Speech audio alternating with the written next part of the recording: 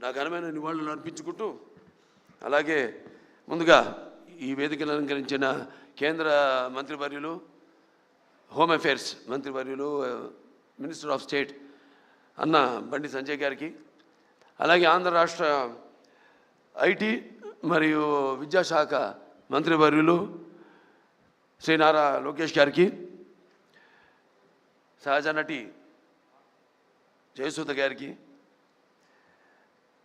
అలాగే World Book of Records London CEO Santosh Shukla గారికి, ఆయన సతీమణి సుచరిత శుక్లా గారికి, who is the director of, అలాగే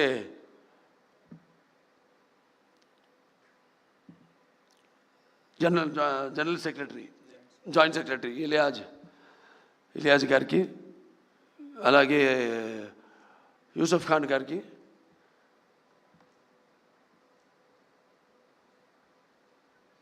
అందరికీ వాళ్ళ మెంబర్స్, మిగతా మెంబర్స్ అందరూ కూడా నా కృతజ్ఞత తెలియజేసుకుంటూ, ఇప్పుడు ఎక్కడి నుంచి మొదలు పెట్టాలో అంటే ఉన్న విషయాలన్నీ మా బాబా దగ్గుబాటి వెంకటేశ్వర బాబా మొత్తం అంతా మా ముక్కు చీవుడు తప్ప ముక్కు చీవుడు చెప్పలేదు కాబట్టి అన్ని విషయాలు చెప్పేశారు. మిగతా ఇక్కడ ఇచ్చేసిన నా కుటుంబ సభ్యులంతా ఉన్నారు. నాకు ఒక కుటుంబం కాదు, చాలా పెద్ద కుటుంబం. అదే నాన్నగారు వారసత్వంగా ఇచ్చింది.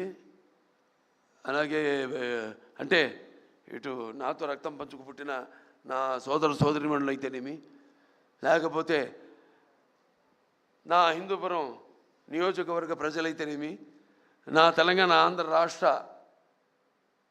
కళాభిమానులు, నా అభిమానులు అందరికైతేనేమి, లేకపోతే నా చలనచిత్ర పరిశ్రమ ఇక్కడికి విచ్చేసిన మా ఛాంబరు కౌన్సిల్ మెంబర్స్ అయితేనేమి, నా దర్శకులు అయితేనేమి, ఇంత పెద్ద కుటుంబం నాది. వాళ్ళందరూ కూడా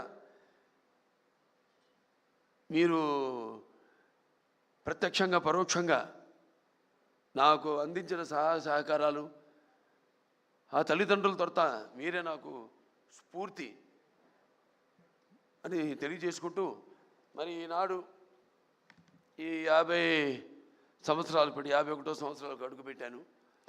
నాకు ఈ అంకెలంటే నాకు చాలా భయం కాదు, గుర్తుండదు నాకు.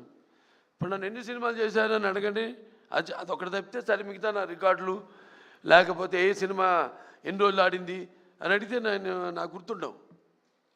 ఓ రకంగా నా అభిమానులు గుర్తుంటాయి కానీ నాకు గుర్తుండదు.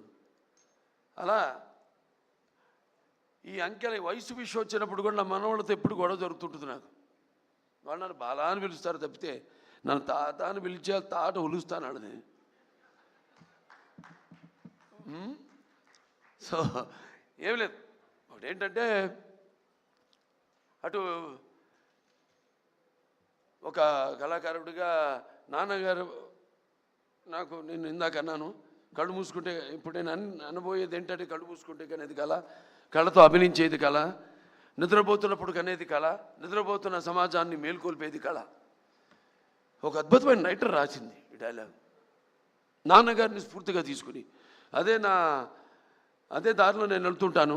అలాగే నాన్నగారు కూడా ఎన్నో ఈ ప్రకృతి విపత్కర పరిస్థితుల్లో ఆయన నటుడిగా ఉంటూనే, రాజకీయాలు రాకముందు ఇది నేషనల్ డిఫెన్స్ ఫండ్ అయితేనేమి, లేకపోతే మన రాయలసీమ క్షామ నివారణకైతేనేమి,